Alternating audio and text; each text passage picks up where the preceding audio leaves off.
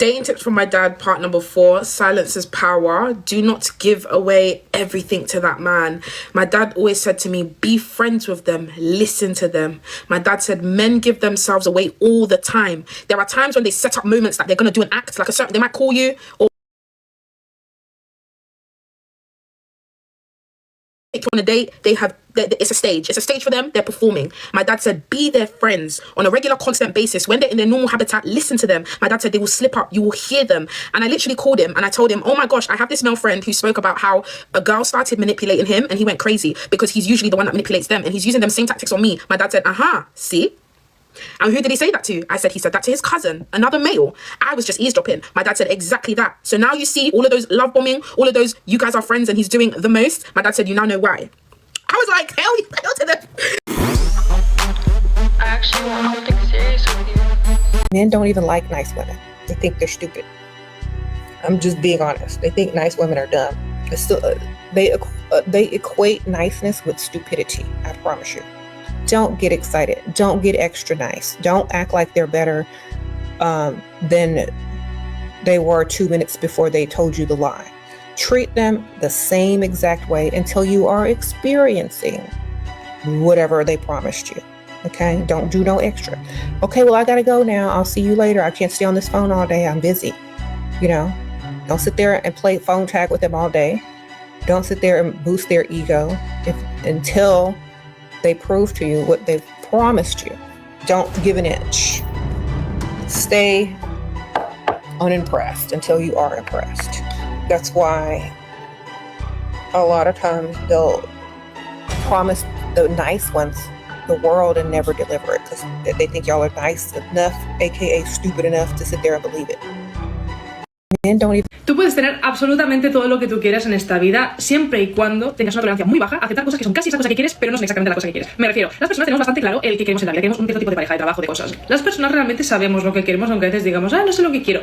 Sí que sabes lo que quieres. El problema viene cuando ves algo que es casi eso que quieres y lo aceptas y te conformas y dices, bueno, en plan, podría ser mejor, podría intentar ir a buscar eso que quiero, pero esto ya está suficientemente bien. No puedes negociar contigo mismo, no puedes decirte a ti mismo, esto ya está suficientemente bien, no voy a buscar algo mejor porque bueno, es que los trabajos que tal y no sé qué, porque sabes lo que te va a pasar, que a medida que vayas aceptando una cosa tras otra, que es casi lo que quiero pero no es exactamente lo que quiero, vas a ser infeliz. No vas a tener la vida que quieres y la única persona que ha decidido eso eres tú, conformándote con cosas que en el fondo no son lo que querías. Porque una cosa que es casi lo que querías sigue siendo lo que no querías. Así que si no estás feliz con tu vida, planteate en que estás conformado con cosas que no querías, con personas que no querías, con situaciones que no querías y cámbialas. No tienes por qué seguir la vida que tenías, puedes coger y decir en plan, esto no es lo que quería y lo que yo quiero es esto y ir a por ello. Porque al final tienes toda la vida para luchar por esa cosa y creo que vale más la pena pasarte una vida entera luchando por intentar conseguir la vida de lo que querías que conformándote con algo que no es lo que quieres. I've got a friend of mine who has done nearly everything anybody could do. And he came to my office one day, he stomped in front of the desk, and he sat down and he said, I just want to tell you that I've left my wife, and I am sick of the woman. He said, I should have left her 15 years ago when I was in here talking to you. And I'm just telling you that I've left and I'm gone and I'm not going back. And I looked at him and I said, you know, the interesting thing about you is you're such a puss. And he goes, what? And he stood up and he stood on my desk. He said, well, what do you mean? And he walked around my desk and the guy just towers over me. And he says, Mike, you know I like you, but you have a habit of pushing things too far. What do you mean? And I said, brother, the test of a man is not in all the things that you've told me that you've done in your life. But the test of a man is taking up the cross, denying yourself and walking across the room and hugging and kissing your wife when she's made you this mad and offended you. Because I've done that. Well, he turned around, he stomped out. She called later in the week, made an appointment to come in the next week. They come in together and she's just beaming. And I said, what's going on with you? And she said, well, I just have to tell you what happened. It's the most amazing thing. She said, I came home from my job, a migraine, I thought my head was going to blow apart. I stepped in the door and my husband's in there wrestling with the kids, throwing potato chips at each other. And the stuff is flying everywhere and the whole house is a mess and there's nothing but screaming. I just completely lost it and stood there in the middle of the room cursing and screaming. And I said, well, what are you so happy about? And she started weeping and said, my husband usually when that happens just stomps out the door, says goodbye and is gone for 3 or 4 days. But what he did this time is he walked over to me and he put his arms around me and he held me close and he gave me a kiss and said, it'll be okay. You go lay down and I'm going to bring you some aspirin and we'll run out and we'll get something to eat and the kids will get the house cleaned up while you're laying down. And she said he held me and took me into the bedroom and laid me down on the bed and said, I'll be back. And she's weeping while she's telling me this. And I looked over at him and here's this big guy who's climbed every mountain. And I said, brother, how hard was that to do? And he goes, ooh, that was the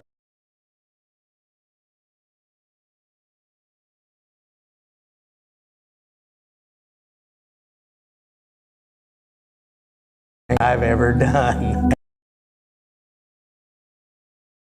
And I said, but how did you feel? And he said, I have never ever felt that free.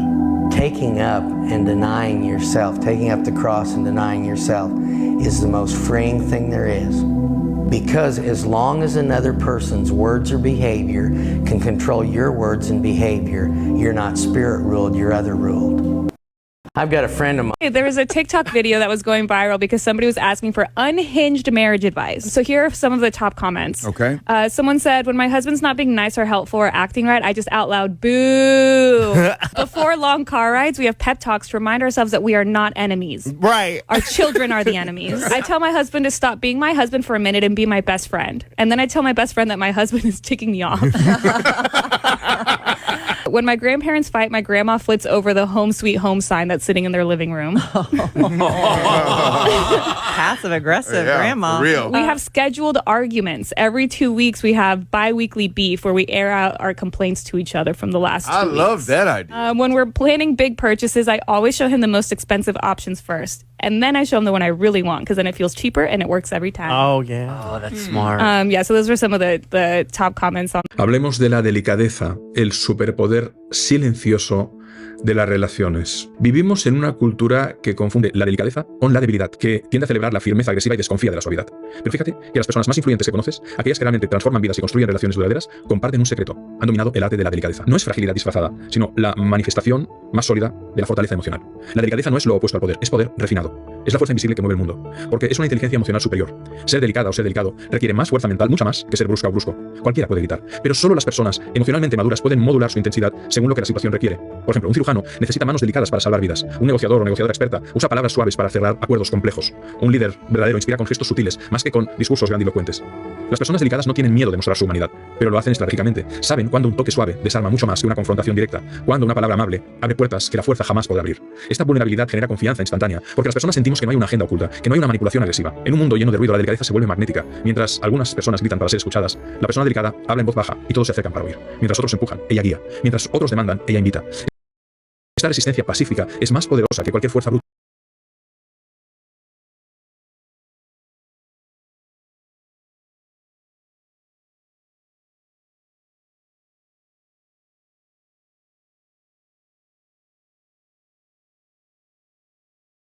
Defensas. Hay una falacia, la falacia del mundo cruel. El mundo acercan para oír. Mientras otros empujan, ella guía. Mientras otros demandan, ella invita. Esta resistencia pacífica es más poderosa que cualquier fuerza bruta, porque convoca a lo mejor de las personas en lugar de activar sus defensas. Hay una falacia, la falacia del mundo cruel. El mundo es cruel, hay que ser duro para sobrevivir.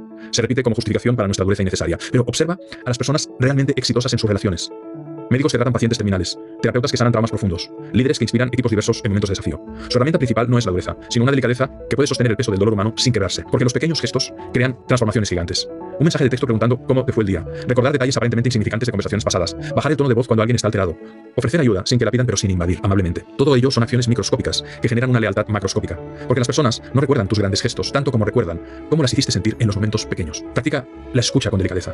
Escuchar, por ejemplo, no para plantear una respuesta mientras el otro habla, sino desarrollar la habilidad de sostener un silencio cómodo, hacer preguntas que demuestren interés genuino, reflejar emociones antes que ofrecer soluciones. La persona delicada escucha con todo el cuerpo, ojos que miran, postura que se inclina con interés verdadero, expresiones que reflejan compasión y empatía. Aprender a leer la temperatura emocional de cada situación, con alguien que esté dolido, con alguien que esté herido, con alguien que necesita ayuda, utilizar una voz suave, movimientos amables, con alguien estresado, ofrecerle calma mediante tu propia serenidad, con alguien inseguro, brindarle seguridad a través de gestos consistentes y palabras alentadoras. Todo ello nos muestra que la delicadeza es adaptabilidad emocional en tiempo real. La fórmula es simple: reconozcamos a los demás, presentemos nuestros argumentos con suavidad, terminemos reafirmando la relación, porque la delicadeza no implica apurar procesos emocionales, no podemos forzar la confianza, no podemos acelerar la sanación. Desarrollemos la capacidad de dar espacio, de permitir que las cosas se desarrollen orgánica y naturalmente. Esta delicadeza, esta paciencia no es pasividad, es confianza en el poder del tiempo y la consistencia. Y no nos confundamos, ser delicados no significa ser complacientes. Me encantaría poder ayudarte, pero no me puedo comprometer con la calidad que mereces, o entiendo tu perspectiva, pero mi posición es diferente. Firmeza sin dureza, claridad sin crueldad. Desarrollemos la sensibilidad a los momentos críticos, porque las personas delicadas tienen un radar emocional muy potente. Detectan cuando alguien necesita espacio, cuando alguien necesita compañía, cuando alguien necesita hablar y ser escuchado o escuchado, o cuando necesita un silencio reparador. Prestemos atención a las señales sutiles, a los cambios en el tono de voz, al lenguaje corporal, a los patrones de comportamiento, porque tu delicadeza será mucho más efectiva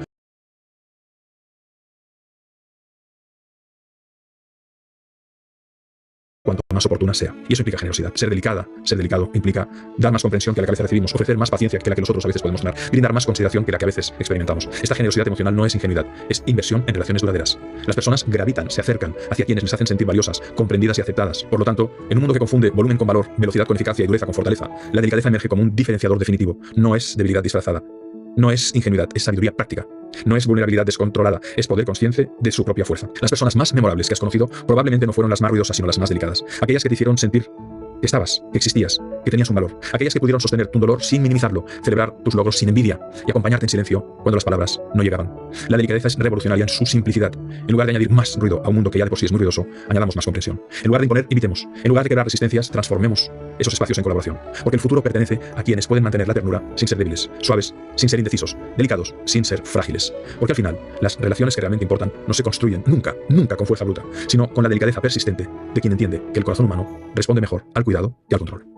Hablemos de la delicadeza, el superpoder silencioso de las relaciones. Vivimos en una cultura que confunde la delicadeza. And ladies, remember, if you're gonna argue with your man, just make sure you look hot. Grab your push-up bra, do your makeup, and then you can go ahead and start the argument. Men are visual creatures. I promise that when you do this, you will win every single argument. I swear to you that this tip has changed my life forever and how I will go about arguing with men. All he's gonna think about when you're arguing with him and you look good is, yes, she's right. And then if you're really about it, you can be like, oh, well, this argument has me stressed out and I think I need to go take a walk or go to the mall. Obviously, you're going to be looking bomb. And then that's how you're really going to get into his head. So next time you want to argue, wait, control your emotions, do your makeup, put on your best outfit, and then start laying down all the points, period. And I promise you, this will change your life. And ladies, remember, if you want to be respected, the one thing you need to learn is emotional restraint. I know how hard this is because when someone hurts you, your first instinct is to explain how much they hurt you and why they're so wrong. I used to do this all the time. And you know what happened?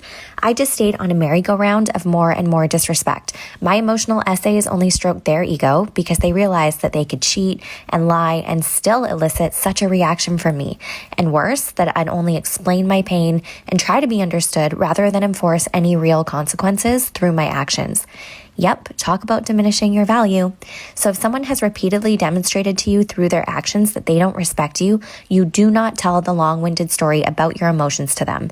You show that you respect yourself by practicing restraint, being silent, saying fuck this, and actually walking away. Because removing access is the only thing that will make them regret hurting you. There are no words that will do this for you. If you want to be respected, the one thing you need to learn is emotional restraint. I know how hard this is because when someone hurts you, your first instinct is to explain how much they hurt you and why they're so wrong. Thank you. You get the gift, be all excited to open it. Then when you open it, face has to go blank. Oh my gosh, thank you so much. Well, what are you going to eat? You are more excited because you thought it was something else. Big smile. Then you quickly change the subject. It means you don't like it. So what he's going to do is like, oh, well, you don't like it? Well, we can get something else, or do you want something different? Like, it's okay. It's. Then you put it kind of far away from you on the table. Your body language is like, it's nice. Look around like, so are you hungry? You want to go eat? How you tell them you don't like the gift and they'll feel stupid and they want to get you something else. Make him respect you. If he doesn't respect you naturally, it's because he doesn't want, and you can't make a man respect you. You can respect yourself.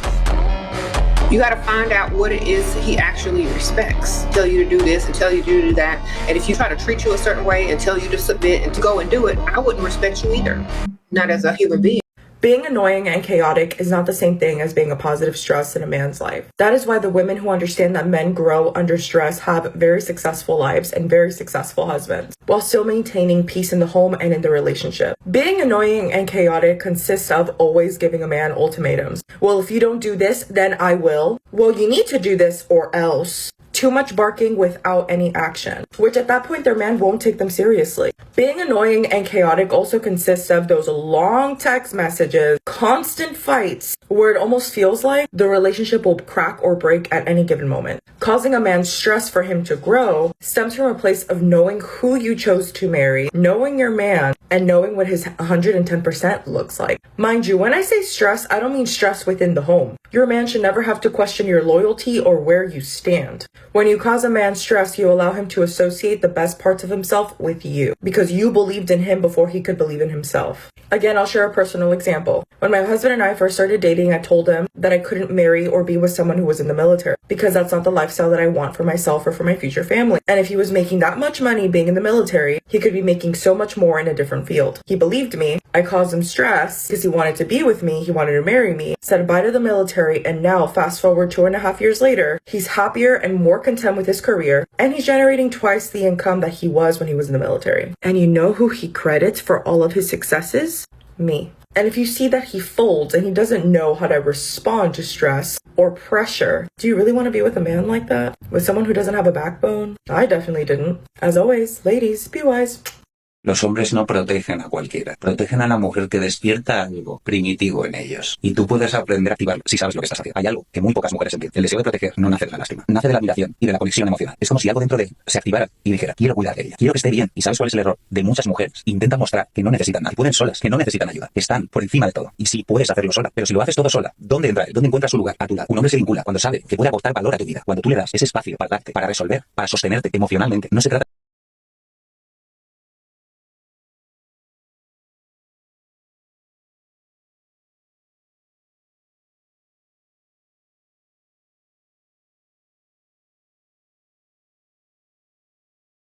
ser débil, se trata de abrirte desde tu confianza. Por ejemplo, si estás atravesando un momento difícil, no le digas simplemente estoy bien, ya se me pasa. Mejor di, estoy gestionando muchas cosas, pero te tranquiliza saber que estás ahí. Notas la diferencia, no lo cargas, no lo haces responsable de tu vida, pero lo haces parte. Otro ejemplo real, imagínate que estás con él y él te pone su chaqueta porque tienes frío. Mírale a los ojos y dile, me encanta cómo me cuidas, contigo me siento protegido. Esa frase es un disparador emocional brutal. Él no va a querer que te falte de nada, no porque tú lo necesites, sino porque él lo desea. Cuando un hombre siente que su masculinidad florece a tu lado, tú te conviertes en su prioridad. Y todo eso empieza por aprender a relajarte en tu energía femenina, a no competir, a no controlar, a no mostrar fortaleza constante, sino a permitirte ser cuidada, valorada y apreciada. Esa mujer que despierta su instinto más profundo, el deseo de proteger y de quedarse. ¿Has sentido esa conexión alguna vez? Esa sensación de que él quiera cuidarte sin que tú se lo pidas. Si estás lista para convertirte en esa mujer que inspira lo mejor. What's the biggest sign he's genuinely interested in being? That's, I think, something I think a lot of women would be interested in knowing. Okay, 3 things. The first one is facial expressions. What kinds of facial expressions? Let's dig into it. Okay. So let's say you're talking to a guy, and I'm speaking to women right now. You're talking to a guy and you say something exciting, and as you're talking about something that excites you, that you're happy about, shows on your face, you should see that reflecting on his face. And he should show some of those mirroring reactions. If I'm talking about, oh, my aunt just got put in the hospital or something like that, and I'm saying something that's not right, that guy's face should reflect that. He should genuinely be interested in you and how you're feeling. And if he is, then you're going to see an echo of that facial expression. You'll see concern on his face. This muscle right here is called the glabella, and you'll see this when somebody's feeling some of that matching of grief, some kind of grief. And the other grief expression is right here. This is called the chin boss muscle. So if you're sharing something vulnerable, you're going to see like this little muscle start to reflect. And that's hard to fake, right? Very hard to fake. Yeah. And the second is you're going to see a lot more eyebrow raises, especially if a male's attracted to you. Even if he's pretending not to be attracted to you, while he's speaking, he'll be doing this a lot more. And what does that mean? Does that mean he's looking for validation or reassurance? What does that mean, that eyebrow raise? So I tend to just generically call it a need for acceptance. I'm going to need some kind of approval or a nod from the other person so that there's a social connection. So our forehead is like the billboard for emotions. This is how we display our emotions. So all of this anger, the smiling, happiness, openness like this with the eyebrow flash. Well, you can read most facial expressions just from the forehead up. You can tell how a person feels. What's the biggest sign he's genuinely... Yo encuentro un error muy común en las mujeres, que es, se adaptan al distanciamiento, al enfriamiento. O ustedes hacen algo, este grupo de mujeres, se queja, llora, grita, se resiente, a los 3 días se le pasa. No hay contundencia, no hay firmeza. Y lamentablemente los hombres entienden por acciones, no por palabras. Exacto. Ahí tú tienes esa mujer que se desahoga, llora y le dice, esto no va, no me tomas en cuenta, a ti no te interesa la relación, ya estoy harta, yo soy un 0 a la izquierda para ti, se puede caer el techo y tú como si nada, yo no existo para ti. 1 hora desahogándose, llora, se molesta. A los 3 días, el hombre dice, ¿un pollito? Ya, vamos a comer pollito. O sea, Claro. Habla mucho más. Tú más. Here are 4 things you should never, ever tell a man. And this only applies to guys that you are dating. Obviously, this doesn't apply if this is your husband. 1, how much money you make. Men that ask women how much they make, that's a red flag in and of itself. Because, my dude, you should not be concerned with how much I make. You should be concerned with how much you make. He should never ask you this question. If he does, it's already a red flag. First of all, if he knows that you make more than him, it's going to bruise his ego. Also, if you make more than him, he's going to justify you covering all of the dates, vacations, just because you make more. A lot of abusive men will take out loans and property and cars on the woman's name. This is how a woman gets stuck in a relationship, because everything is on her name. Next, I don't care how bad your relationship is with the other men in your family or your parents. Never tell a man that you don't talk with your father or your parents or uncles or brothers. Never tell him that you don't have a strong support system. Abusive men will love the fact that you have nobody to support you and back you up because they already try to isolate you from your family. So if you have problems with your family or you don't talk to them, they're gonna love that because that's less work for them to do. They know that they can abuse you and you will have nobody to run to. So I don't care how good or how bad your relationship is with your parents, your father, your uncles, your brothers. He doesn't need to know that. For all he knows, you have a strong support system. They know everything about the relationship and they can't wait to meet him. Keep him on his toes about that. Never tell your new guy how bad your ex was. If you start telling your new man how bad your ex was, how he treated you, how he took advantage of you, how he was a bum, never worked, was lazy, had no ambition, you covered everything financially, he's gonna be like, wow, this woman, I can do whatever I want with her because she'll accept the bare minimum.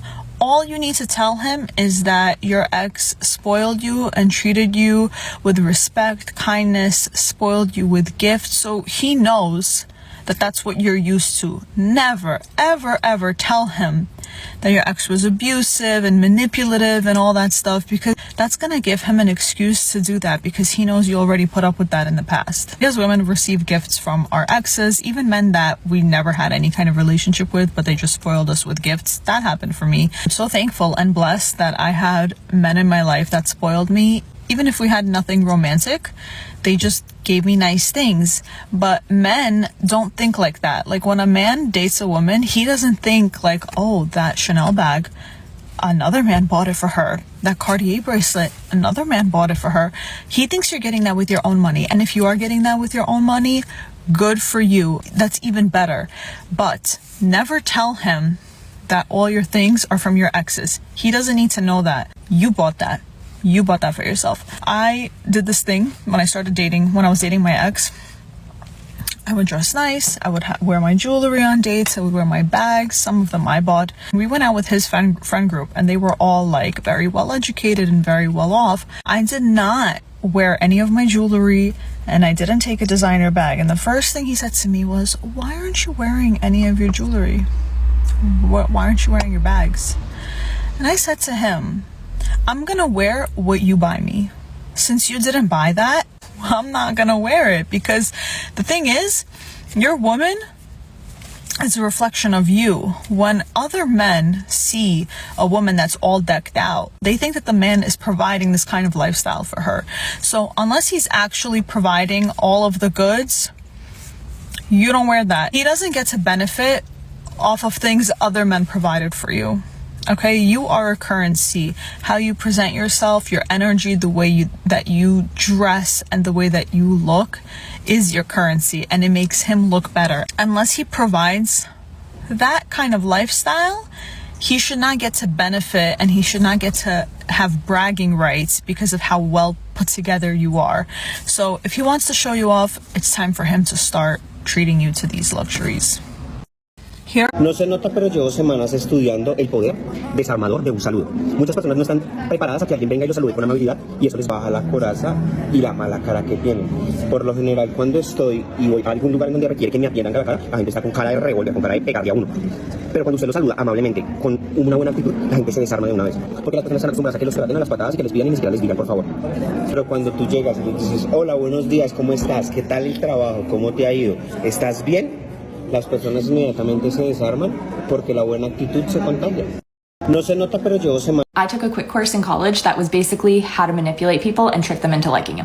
Now, officially, the course was all about self-improvement, and it was about like how to ace an interview and get people to like you, and once you're in the job, get your coworkers to like you, and blah, blah, blah. So anyways, never say, I know. If you say, I know, you're going to come across as a know-it-all, especially if somebody's trying to give you advice or direction. Instead, you should always say, you're right, or you're correct, or that's so true. You're going to sound more receptive. You're not going to sound like you're brushing somebody off with just like a, yeah, I know. Don't just pick your battles. Fix the battles so you win no matter what. And by that I mean don't ask yes or no questions if no is not an answer. For example, if you're dealing with a lazy coworker at your restaurant job and it's time to close, don't just ask her, hey, do you want to clean the coffee machine? No, say, do you want to clean the coffee machine or clean the soup crock? Then she has to pick one instead of just saying no and doing nothing. This works with your husband too. Ask him, hey, do you want to get the kids ready for bed or do you want to clean the kitchen after dinner? Or your kids, it's time to put pajamas on. Do you want to wear the Elsa pajamas or the Moana pajamas? Ask yourself, is it better to be right or to get what I want? Again, with the restaurant example, I used to work with one cook who made really good food, but he would often forget little things like a side of sausage, side of bacon. And when I would point out that I was missing my side of sausage or side of bacon, he would say, "You never ordered it." Well, then he would take forever to then make said food, and I would be penalized for it because I only made $2 an hour, and if I didn't get a tip, then I didn't make any money off that table. It was far more important for me to make money than to be right. So instead, I started saying, "Hey, I think I forgot to order a side of bacon." And you know what happened? He would often say, "Oh no, I think that was me actually." He felt bad that I was blaming myself. So he would actually then usually take the blame and give me my side of bacon on the fly. Happy customers, happy waitress. I literally have a whole entire folder of these types of things, so let me know if you want more. I know a lot of women in my life that always try to look for a partner, try to look for love, and that's like their whole goal, and they never attract it. And they then ask me like, "Liz, how come you attract it so easily, like whenever you want?" And it's like, I don't have that desperation for it. Like, that's why it comes to me. No. So this is some of the worst advice I've ever heard. And I think this is kind of why a lot of women are struggling with their dating lives right now. Because the worst thing that we've been taught is being proactive and being desperate are synonymous. And it's so funny because this really reminds me of Sex and the City when all of Charlotte's friends were making fun of her for being really strategic, for actively searching for a partner. But at the end, it got her everything that she's ever wanted. And it's really funny because actually Charlotte was the most empowered. How to apply successful business strategies to finding a husband. Chapter 1. How to get ahead by giving head. Fun! Make fun. But it's a very smart book. It encourages professional women to approach finding a mate with the same kind of dedication and organization that they bring to their careers. Yeah, I'm more a student of chaos theory. Anyway. Okay, so they're rolling their eyes and laughing at her, but who got the best outcome romantically? Who got all their needs met? Charlotte. Yeah, she made life happen for her. Life wasn't happening to her. That's the main difference. I feel like Liz would be at that table rolling her eyes at Charlotte because she would be quote unquote desperate. Charlotte did not give a fuck about what any of her friends thought. She said, "This is what I'm gonna do. These are my standards and they're gonna be met, period. I don't care what you guys think." She wasn't out here just writing in her journal, manifesting and caring about the opinions of her friends for looking too desperate. And look who got everything she wanted. It's doing the legwork and setting yourself up for the best possible outcome. The Landons of the world, they're the predators who know exactly how to love bomb and trap these amazing women. And because you're kind of like accepting and confusing what's coming to you as your romantic destiny instead of the oppression that it is, when you don't do the work, when you don't really research and understand who this man is before you marry him, before you have his baby, you are centering this man who can potentially destroy your life. And you're going to mistake it for romantic destiny the way that Liz did. Because she did want somebody in her life. She was ready for her romantic partner. But the problem is she expressed that she hated dating. And I think that's really common. But you have to get comfortable with the idea of vetting people, of doing the work. And that often comes with dating. Otherwise, you're going to confuse the Landons who prey and who manipulate and who know exactly how to trap you as your destiny. Confusing manifestation for actual legwork, research, and being proactive in attaining everything that you want in your romantic life is going to be the downfall of our generation. Miranda ended up with a broke man. Samantha fumbled the best man in TV history, Smith. Samantha needed therapy. And don't get me started on Carrie. She was a placeholder for Diabolical Big her whole life and fumbled every great man. Fumbled every opportunity to get exactly the love life that she wanted. And that was all because they rolled their eyes. Like, you have to be like Charlotte and do the research and the legwork if what you want is a really great romantic partner. If that's what you want, you have to lay out your conditions and your standards and make sure that they're met. You have to be screening these guys. And even though I still think that Charlotte could have done better, all her standards were met. She was still the happiest out of the four. And that's not random. Because I'm telling you guys, you will end up with a Landon if you keep taking this advice. And then when somebody comes in your life and knows exactly how to love bomb you, you're going to take it as a sign like, oh, it's the universe sending me this guy and we're aligned. No.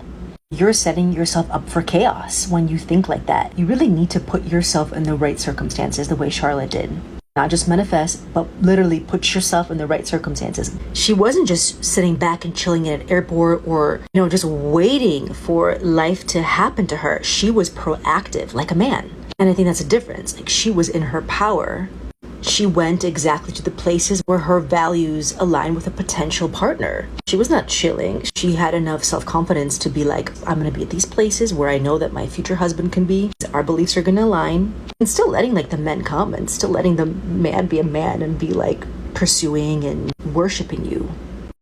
I know. Ser bonita no es lo mismo que ser magnética. Y si este video llegó a ti es porque estás lista para esta conversación. Porque ser bonita es tener buena genética, sí, filtros, buenos ángulos y listo, aprobación garantizada. Pero ser magnética, eso es poder. Es presencia, es tener un manejo de energía. De esas veces que entras a un lugar y sin decir una sola palabra, te haces nota. Porque una mujer verdaderamente magnética no necesita gritar, aquí estoy, volvíenme a ver. Y no necesita encajar en ese molde de la mujer bonita de Instagram. Porque yo creo que todas hemos visto a una mujer que tal vez no es la más bonita del lugar, pero igual no puedes dejar de verla. Ese es exactamente el efecto magnético de una mujer. Porque te das cuenta que puedes tener una carita de ángel, una vida perfecta de película y aún así tener una inseguridad a nivel experto. Porque recuerda que lo magnético no se actúa, no se edita, no se mide en likes, ni se crea con una rutina de clean girl aesthetic. Y si tú también estás lista para dejar de buscar validación y cambiar tu energía a tu favor, no olvides seguirme, que este espacio... Mi reina, este tema, oh my god, necesito hablar de esto.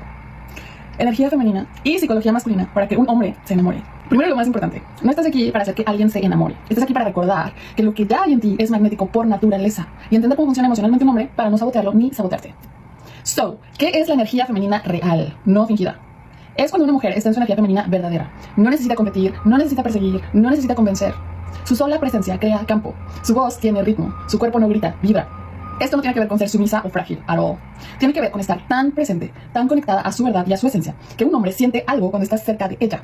Siente que quiere protegerla, cuidarla, quedarse. No porque ella lo manipule, sino porque ella ya no está huyendo de sí misma. O sea, te habitas tanto, estás tan bien contigo mismo, estás tan feliz, no necesitas nada ni nadie. Estás aquí, que los hombres sienten este instinto de, hay algo en ella que yo quiero y quiero estar con ella. Porque eso lo enamora. Los hombres no se enamoran de palabras ni de cuerpos bonitos. Se enamoran de cómo se sienten ellos mismos cuando están contigo. Y cuando estás en tu energía femenina, les das espacio para dar y querer dar más. No les exiges amor, los invitas a amar. Ok, ahora hablemos de la psicología masculina, lo que casi nadie entiende. Okay. Un hombre no se apega emocionalmente porque lo trates bien. Okay. Se apega cuando se siente útil, valioso, visto y aceptado en su mundo. Y en tu mundo. La mayoría de las mujeres intentan conectar desde la razón, hablando, explicando, pidiendo claridad, porque eso es lo que a nosotros nos hace sentido, pero un hombre funciona totalmente diferente. Ellos se conectan desde la emoción más la acción. Ellos no hablan de lo que sienten, lo hacen. Por eso, si les das espacio, él se acerca. Si lo persigues, se cierra. Si estás en tu centro, él quiere entrar en tu mundo. Y si estás en su mundo, se aburre. El punto es este. Un hombre no se enamora cuando tú te entregas, se enamora cuando tú te sostienes. Porque él no está buscando a alguien que lo necesite, está buscando a alguien que lo inspire. Oh my God. Y eso solo pasa cuando tú no dejas de ser tú por nadie. Es decir, cuando tú te eliges ante todo.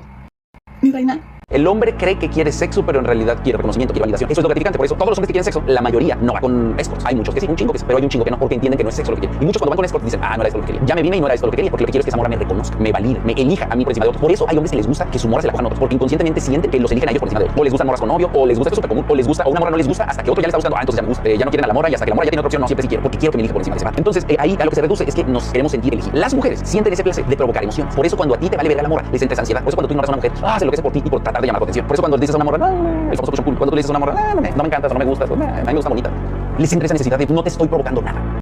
El hombre cree que quiere sexo, pero en realidad I used to make my husband turn the car around to bring me back home so I could change my clothes or dress better, because sometimes he would say, let's go eat or let's go out, and I would have on something casual, and then he would name a place that we were getting ready to go. I was like, I can't go looking like this, you got to take me home.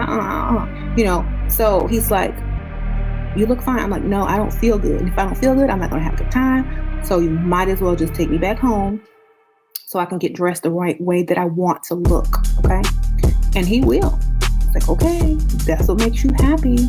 Yes. And then he's happy that he did, because I looked 10 times better. Always make sure you're happy with what you look like, and that will set the rest of your day up. Whenever my husband says, let's go get something to eat or let's go do something, I just get dressed for the best thing that could possibly happen. Something that I will always look good enough to go anywhere. So I don't have to be upset at what I look like. I used to make my... Never ever try to use manipulation games with men. It's not worth it. They are thinkers. They are naturally good at playing head games. You want to come from the heart. You want to come from your femininity, which is all about feelings. okay? Obviously think with your head, but your job is to make him feel good about giving you what he wants to give you. When you show up and you say, I want you to buy me flowers for a date, you say, it would make me feel very special if the next time I saw you, you brought me flowers. The men that I date usually bring me flowers, and it just adds so much color to my life. It just makes me so happy and so excited. Of course, he's gonna wanna make you feel special, okay? It makes me feel really special, and it makes me feel cared for and pampered when you buy me, you know, diamond earrings, when you buy me jewelry, when you take me shopping, when you take me traveling. It makes me feel very supported when you contribute to my bills. It makes me feel really cared for. I really love that. I love that you show up for me. I love that you support me and care for me. I love how you make me feel. You make me feel so secure, so special. Wouldn't you want to give to somebody who says that to you instead of like, I expect you to give me flowers? Like, oh my God, nobody wants that. I'm not gonna give you that. Why would I expect someone to give me that with that attitude? Okay? That's how I get what I want from men, by being direct. I'm not playing manipulation games. I am saying I expect you to be generous because I am asking you to show up that way. If you're not generous, you can't give me that. It doesn't make you feel good to do those things for me.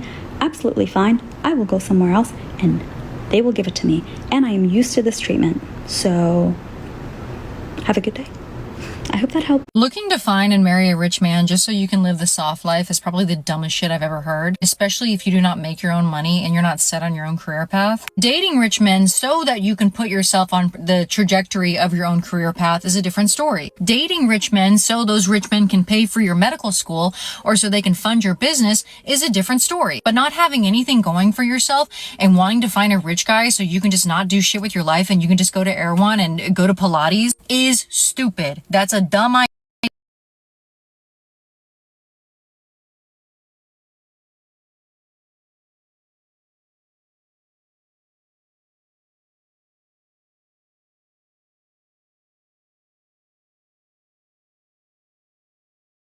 Also, if you're the kind of person who's afraid to tell your waiter that your order was wrong, you're not cut out for dating or marrying a rich man. If you think that you're going to outsmart a man who has made millions and millions of dollars, you are in over your head. The women who date and marry rich men are smart women. They understand how men work. If you think this is going to be some kind of fairy tale, that's not the way it's going to go down. You have to be smart. You have to understand what the fuck it is at all times. If you are a pushover, if you are a people pleaser, this is not the route you need to go in life. I'm not saying that you can't do it. I'm not saying that you can't find a rich man to date you or even to marry you. But if you are a people pleaser or you're a pushover, you're going to be working for every fucking penny. I can promise you that. I think it's sad that this is one of the only times in human history that women have the full capability. I mean, there are still systematic things that hold us back, but we have the capability to start ushering ourselves into a future where we can be the rich men, and y'all are worried about finding rich men. It's fine to date rich men, and it's fine to marry rich men if you're planning on putting yourself on and if you're planning on making something of yourself in the process. But if you want to date or marry a rich guy just so you can sit on your ass for the rest of your life, that's sad. And you need to reevaluate that. I cannot tell you how many beautiful women I know who cannot hack it. They cannot hack it. They cannot hack dating a rich man, keeping a rich man, or marrying a rich man. Yes, you do need to be beautiful, and yes, being beautiful helps, but you also have to be smart. I get so many comments about my life. Well, she just dates rich guys, so she lives on easy mode, da-da-da. Bitch, if that were the case, then everyone would do it. If that were the case, then I wouldn't be getting comments after comments after comments every day asking me how to do it. I wouldn't have my beautiful, gorgeous friends looking at my life being like, how the fuck does this bitch do it? You have to be smart too. Don't ever forget that money is power and you need to have your own money. If their money isn't funding your stock portfolio or your career path, you are playing it really fucking dumb. Even if you're madly in love with a man, there are 7 things you should never do, no matter how deep your feelings go. I know you might be dreaming of a life together, picturing the house, the kids, the forever. Maybe he's even proposed and you're ready to say yes to everything. But before you give your all, listen carefully. Many women have made sacrifices in the name of love, only to be left heartbroken, struggling, and full of regret. Some faced painful divorces, others became single mothers without support. So if you're in love right now, pause, because protecting your future starts with setting the right boundaries today. First, never give up your dreams or ambitions for a man. Love should never require you to shrink yourself.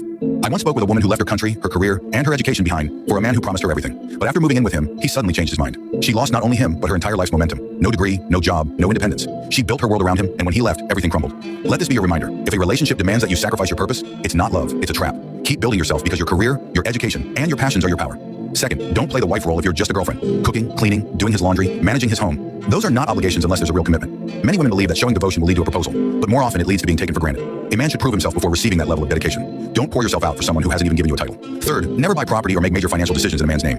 One woman I knew lost everything because she put her assets under her husband's name. When the relationship ended, he walked away with it all, and the court sided with him. She was left with nothing, while he traveled abroad with someone else. You can love someone and still be smart with your money. Always protect yourself legally and financially. If things go south, you should still have a solid foundation to stand on. Fourth, never hurt your friendships or betray people who've been there for you just because your man feels insecure. I've seen women cut off friends and isolate themselves just to keep a jealous partner happy. But when the relationship ends, they find themselves completely alone. A healthy relationship doesn't require you to destroy other relationships. A man who loves you will never ask you to break connections that matter to you. Fifth, don't have a child outside of a committed marriage, hoping it'll bring a man closer. Too many women have been promised marriage, only to be left raising children alone. A baby doesn't make a man stay, character does. If he truly wants a family with you, he'll marry you first. Don't bring a life into the world hoping it will fix a situation that's already unstable. Sixth, don't lower your standards to keep a man. If you promised yourself you'd never accept disrespect, dishonesty, or addiction, don't bend. It doesn't matter how good he looks or how sweet he can be. People change only if they want to, not because you love them hard enough. Never settle for less than the love and respect you deserve. And finally, the most important of all, never harm yourself or take your life over a man. No relationship is worth losing your will to live. I know heartbreak can feel unbearable, but no man defines your value. If he leaves, it's not the end of your story. You're still worthy, still beautiful, and still full of potential. If you're struggling, please talk to someone. There's always help, and there's always hope. In the end, remember this. The right man will never ask you to sacrifice your identity, your joy, or your future. Love should lift you, not drain you. So guard your heart, protect your dreams, and never forget, you matter. And the You gotta train men the same way that you would train children, and you need to focus on positive reinforcement. That means you don't react if he does something you don't like. You remove your attention.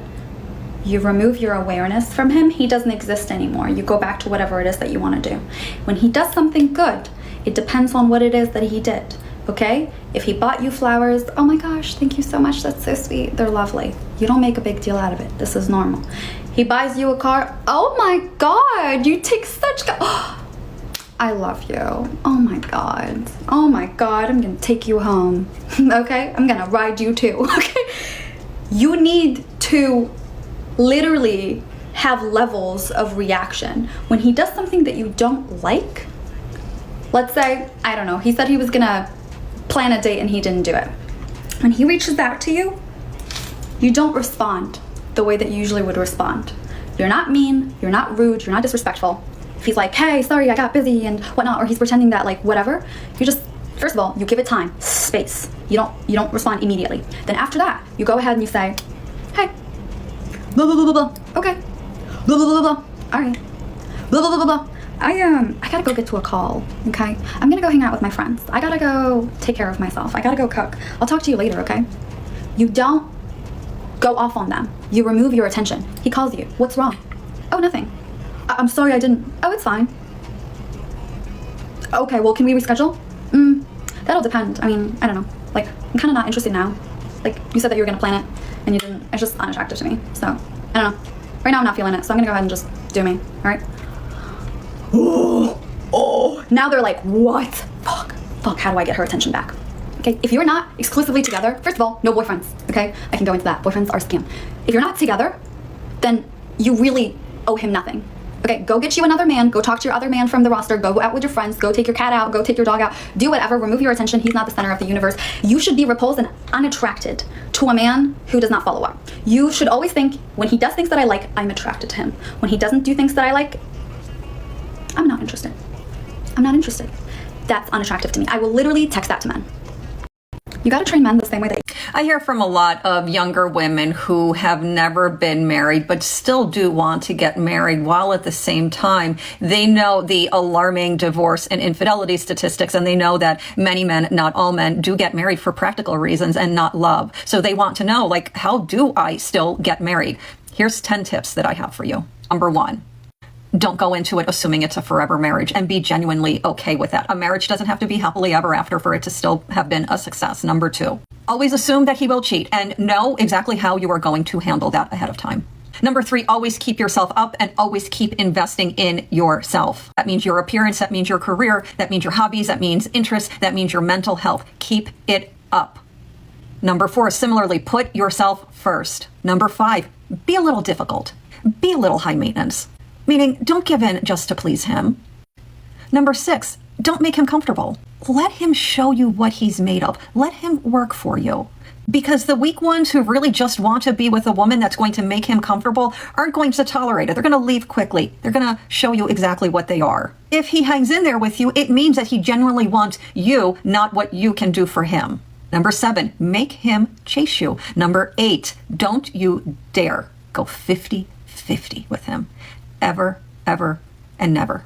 If he is not willing to invest in you and pay a greater share of the bills, then that means he does not see your intrinsic value at all. So why would you waste your time with someone that doesn't see something special and intrinsically valuable about you? Number 9, don't build him. Be emotionally connected, be supportive of him, but don't be his emotional support crutch. He's got to figure things out on his own. And finally, number 10, don't make him the center of your universe, ever. He can still be an important person, and you can still prioritize the relationship after you have prioritized yourself. You have a rich and meaningful, fulfilling life. He is an accessory to it. Don't feel bad about that, because that's exactly how he's going to treat you.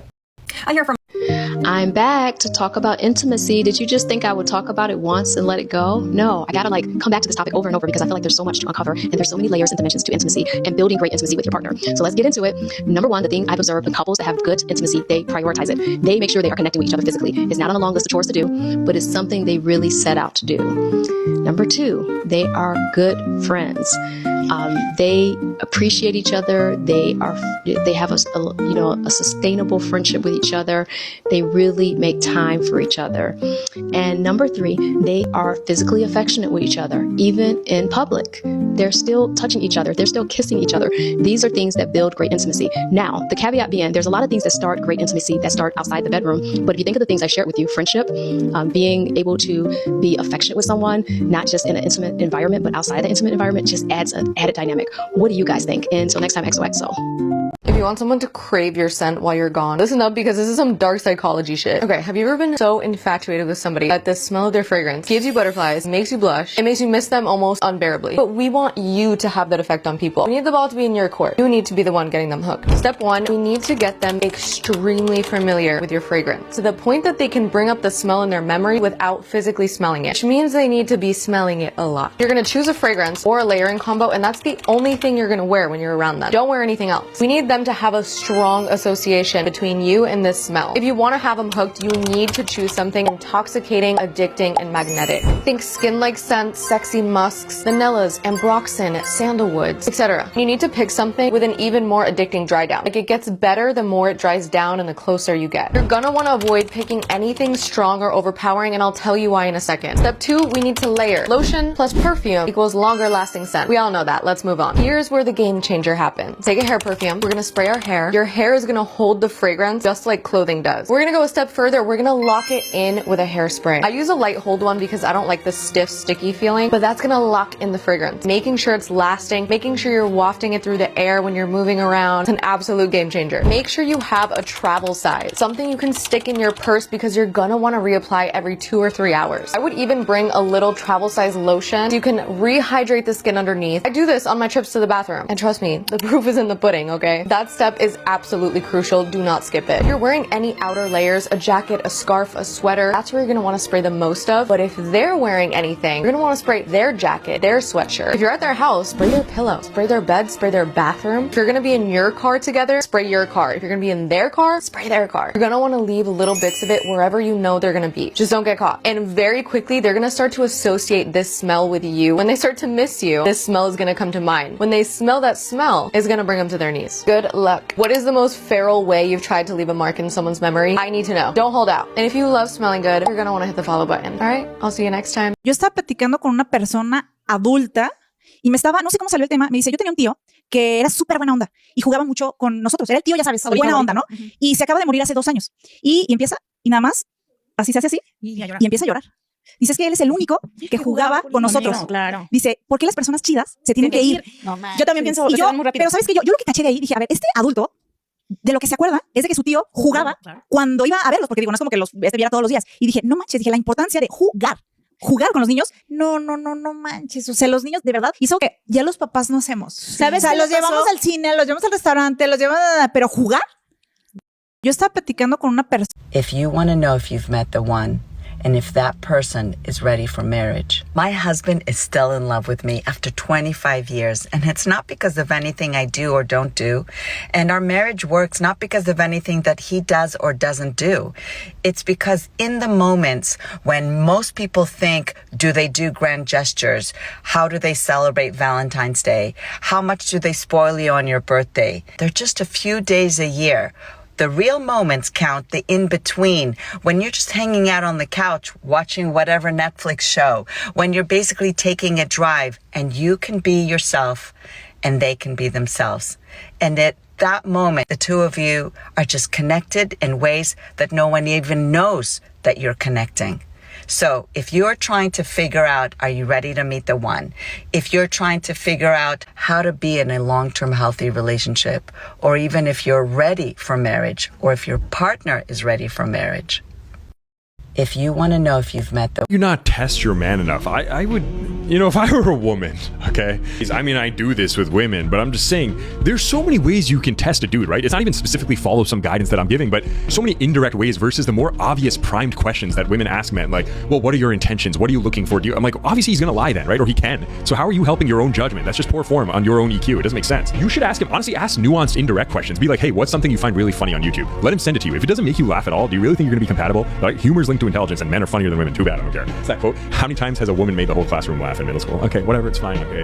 I don't care. You can do that. You can say, tell me something that was really hard for you to understand a concept or some type of lesson, and you finally learned it, and can you teach it to me? And if he teaches it to you and it's super easy for you to understand, yeah, he's probably not going to be able to teach you in life, all right?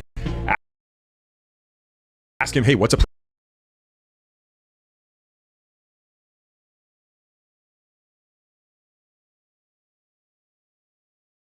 what's a place you've always wanted to visit that a lot of people don't know about? And how does it look? Let him send pictures of it and let his brain use Inception think about going there with guess who? Me, because I'm doing this better than you. I'm doing womanhood better than you, okay? Just do that. That's what I mean. Go indirect, right? Create a bond indirectly. Let him feel validated, answer, build you into his life. You get it? You not test your man enough. Cuando tú ves a un hombre pasar con una mujer bonita, lo primero que te preguntas es qué tendrá ese hombre. Debe de tener algo supremo. Debe de tener tal vez un muy buen sentido del humor. Tal vez debe ser demasiado gracioso o debe de tener mucho dinero. O algo debe pasar con ese hombre que esa mujer está al lado de él. Algo le vio. Tal vez es carismático. Debe de tener algo supremo y especial. Exactamente, querida. Tú le das estatus. Que no se te olvide eso. La próxima vez que un hombre te pregunte ¿y tú qué aportas? Tú aportas el estatus que él está reflejando ante la sociedad, ante los demás hombres, ante las demás mujeres. Entonces, en este orden de ideas, tú tienes que pagar la mitad de todo. Tienes que darle estatus. Tú le das placer de diferentes maneras. Tú le sirves si eres una mujer muy servicial. Le das soporte emocional. Le traes paz. Le entregas toda tu energía. Le entregas todo tu cuidado.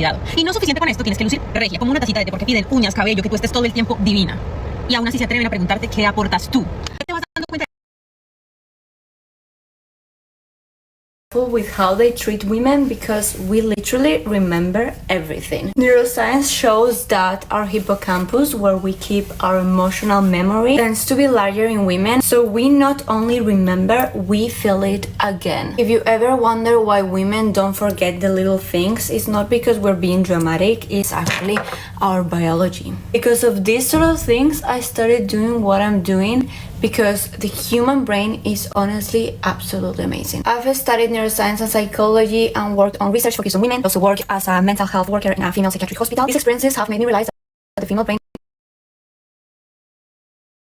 powerful, and personally learning about my brain, understanding my hormones, my patterns has absolutely changed my life. So now that we achieved these 10k followers, 98% women, I want you to know that this space is for you. I'm sharing my knowledge because I want you to build that confidence, that life, and that peace that you deserve. So please let me know in the comments anything you're struggling with, anything. Do not mother him. Regulate him and influence the environment. When he's in a post-stress state, job loss, shame, defeat, your presence has to behave like a hormonal cue. No verbal reassurance, no hovering, just environmental softness. Okay, lower the lights. Reheat that soup that you made for him. Sit by him without him asking. That's what lowers cortisol, okay? Stop saying, I'm here if you need. That's going to spike his shame. You need the cortisol to come down so the testosterone can go up again. When physical presence is not possible, let's say you're not there with him, send him a little sensory artifact instead, okay? A photo of the chili you made while thinking about him, all right? Maybe a short voice note, which just kind of shows your presence, all right? A picture of something you touched or prepared that influenced you, a flower, etc. You're speaking to his body first, not his mind. Even through his screen, through texture, through tone, through that tangible reality helps lower his cortisol, and that influence by you will help re-anchor him to stability. Describe the ways you'd calm your man if he were angry, if he were sad, if he were silent, because the method should not be the same for all of them, right? We talked about this in another video. video that when a man is undergoing acute stress, 72 hours or more, his testosterone is going to be inhibited by his cortisol, okay? And when that happens, your estrogen influence is not there to inhibit his testosterone. It's to lower the cortisol so his testosterone can spike again and he can solve the problems and then take care of you. Do not mother. When it comes to men, you want to make their lives more enjoyable. You should be making their lives more meaningful even. But no matter whatever you do not make their lives easier. Do not make their lives more simple. Do not try to make their lives easier. Okay. And I know this is kind of like counterintuitive because as women, like we're just so nurturing and we just want to like help people, you know, like we want to make people's lives easier. And I don't know, especially if you're like an oldest daughter, like you want to like get in there and you want to help. This doesn't work with men. Okay. Because 2 reasons. Number one, they don't speak that same language as us. Okay. Like they won't appreciate when you're bending over backwards for them. And even if it does like make their life easier and they're like, oh, that's nice. What it's actually going to ultimately do is make them more lazy. They're going to get used to you bending over backwards and you putting the extra effort. And their immediate instinct is, oh, okay, she's got this. That's going to make you resentful in the long run. And that's going to make him lazy in the long run. And it's a cycle. You're going to get more resentful and you're going to start being a bitch. And then we all know how it ends. So what do I mean when I say like make his life more meaningful, make his life more enjoyable even? Give him shit to do. Give that man shit to do. It's the exact opposite of making his life easier. When you are giving him things to do, when you are giving him a job, this doesn't mean like nag at him and like constantly tell him what to do. It just means like give him purpose. This is why it works so well when you're like, oh my gosh, like I have no idea how to hang this painting in my room. I have no idea how to hang these shelves in my kitchen. Like, oh my God, what am I gonna do? He's immediate, like if he gives even the smallest ounce of shit about you, he will immediately jump up and be like, let me do that. Because men, they thrive off of testosterone and cortisol. Men can handle a lot more cortisol than women can. And for them, it's actually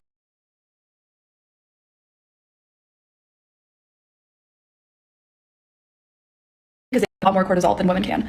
And for them, it's actually like a good thing because it gets them moving. So when you give him something to do, when you give him a reason to like get up off his butt, it's actually going to make him like you more. But when you're constantly doing everything for him, all you want to do is make his life easier. He's going to get complacent, and that's actually not good for you because you're going to get resentful. And it's actually not good for him either because he's not going to feel like a man that is like big and strong and you need him. And that is really the only relationship advice you'll ever need.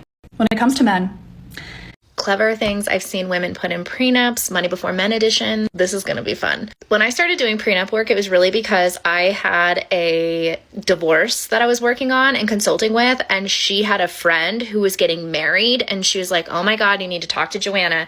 So a divorcing woman sent a woman getting married to me.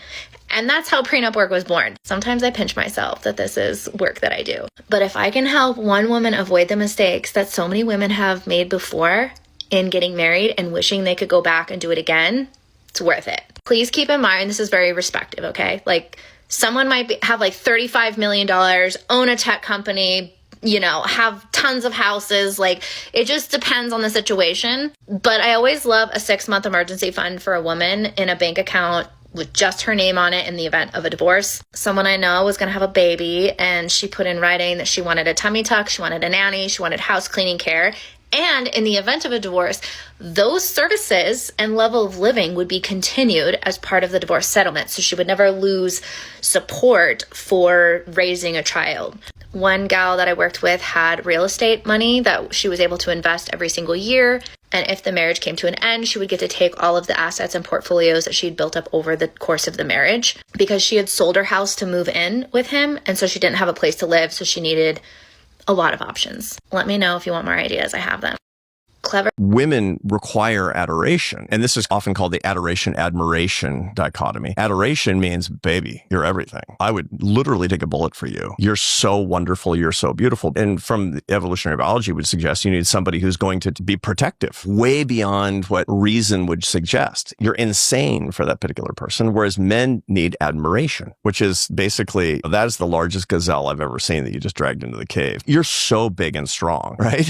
And so it's almost suggests that what guys need is like just admiration. I need you to admire me more than anybody else admires me. And we're not egomaniacs, but these are differences that actually would get back to, I'm going to just take care of you and the kids forever. And I'm going to protect you because I adore you so much. And you're going to admire me for this. And again, I need to be admired. I mean, I do need to be adored as a husband and as a person and the whole thing. So it's not that simple, but there's a lot to that. And so one of the things that guys will say, what's the secret? And it's number one, adore her. And number two, be admirable. Actually be admirable. She's not going to admire you if you're not admirable, for God's sake, and adore her. What if I don't feel it? I don't care. I don't care. Adore her. That's the secret. Women require. Here's how you can tell if two people are not meant to be together. If the relationship is going to go to shit and it's just inevitable. Every single time, this just does not fail. It's when the woman is losing her beauty. When a woman looks like the life has left her eyes. When she's breaking out. When she just doesn't look like herself. You're just looking at her like, that's not how beautiful you usually are. That is how you can always tell that they're not meant to be together. By nature, men benefit from relationships more than women. Women are drained in relationships. A man will drain her life force, her energy force, everything just to stay in the relationship. And the fucked up part is that men almost always get better in relationships. They're fine